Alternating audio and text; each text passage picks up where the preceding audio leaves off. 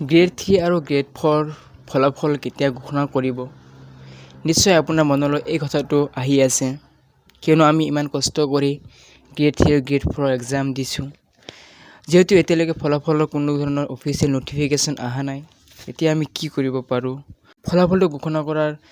সম্পূৰ্ণ যি সম্ভাৱনা আছে এই সম্ভাৱনা কেতিয়ালৈ ফলাফলটো পাব পাৰোঁ তাৰ লগতে আমি ডিএইচ টেকনিকেলৰ ৰিজাল্টৰ কি হৈ আছে কোনো নতুন আপডেট আহিছে নেকি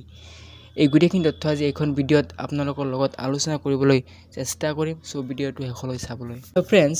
গ্ৰেড 3 আৰু গ্ৰেড 4 ফলাফলৰ যদি আমি আলোচনা কৰিবলৈ যাওঁ তেন্তে আমি জানো যে এসপ্তাহ আগা পিছাকৈ পৰীক্ষাটো যে অনুষ্ঠিত হৈছিল আসাম ডাইৰেক্ট ৰিক্ৰুটমেণ্টছৰ যি গ্ৰেড 3 আৰু গ্ৰেড 4 এক্সাম আছিল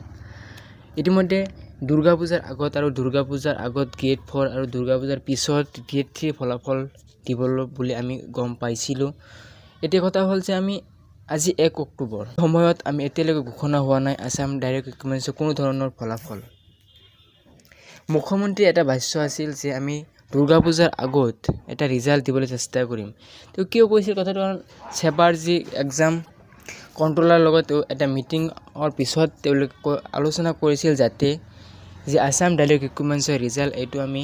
দুৰ্গা পূজাৰ আগত দিব পাৰোঁ নেকি আৰু সেই ভাষ্যৰ ওপৰত ভিত্তি কৰি কিছুমান ইউটিউব চেনেল আৰু ৱেবছাইটে তেওঁলোকৰ নিজা নিজা নটিফিকেশ্যন বনাই হওক নিজা আপডেট বনাই হওক ৰিজাল্ট 27 তাৰিখত দিব 30 ছেপ্টেম্বৰত দিব 1 অক্টোবৰত দিব দুৰ্গা পূজাত দিব এনে কিছুমান এনেকুৱা ধৰণৰ ভিডিঅ'বোৰ আৰু ৱেবছাইটবোৰে আমাক কনফিউজনৰ ফেলাই আছে চাওক এতিয়া ফ্ৰেণ্ডছ এতিয়া ফলাফলটো কেতিয়া দিব সেইটো কেৱল সেৱা আৰু চৰকাৰেহে জানিব এতিয়া ৰিজাল্টৰ কথা চিন্তা নকৰি আমি কি কৰিব পাৰোঁ আমি ৰিজাল্টৰ কথা চিন্তা কৰিলে আমাৰ একো লাভ নহ'ব কাৰণ ৰিজাল্টটো অলপ সময় লাগিব আমি জানো যাৰ ফলত মনত হয় যে এক্সামটো ভাল যাৰ মনত হয় যে এক্সামটো ভাল হৈছিল তেওঁলোকে ৰিজাল্টৰ কথা চিন্তা নকৰি ছেকেণ্ড ষ্টেপ যি হ'ব আমাৰ স্কিল টেষ্ট হওক ভাইভা টেষ্ট হওক যিকোনো টেষ্ট হওক ডকুমেণ্টছ ভেৰিফিকেশ্যনে হওক এইখিনিভাৱে আমি প্ৰিপেয়াৰ কৰিব লাগিব কাৰণ ৰিজাল্টটো দিয়াৰ পিছত আপুনি সময় নাপাব সময়টো একেবাৰে ছুটি এসপ্তাহমান সময় দিব এইখিনি সময়ৰ ভিতৰত আপুনি স্কিল টেষ্ট হওক ড্ৰাইভাৰৰ স্কিল টেষ্ট হওক গ্ৰেড 3 কম্পিউটাৰ টেষ্ট হওক এইখিনি টেষ্ট আপোনালোকে দিবলৈ সময় নাপাব সো আমি এই ৰিজাল্টৰ কথা চিন্তা নকৰি আৰু যিসকলৰ এক্সামটো বেছি ভাল হোৱা নাই তেওঁলোকে এইবিলাক মাথা নামাৰি তেওঁলোকে ডিএছএছৰ যিবিলাক গ্ৰেড 3 আৰু গ্ৰেড 4ৰ নন টেকনিকেল এক্সাম হ'ব দুৰ্গা পূজাৰ পিছত সেইটোৰ কাৰণে প্ৰিপেয়াৰ কৰি থাকিলে নিশ্চয় ভাল ফলাফল লাভ কৰিম আপোনালোকে এইবোৰ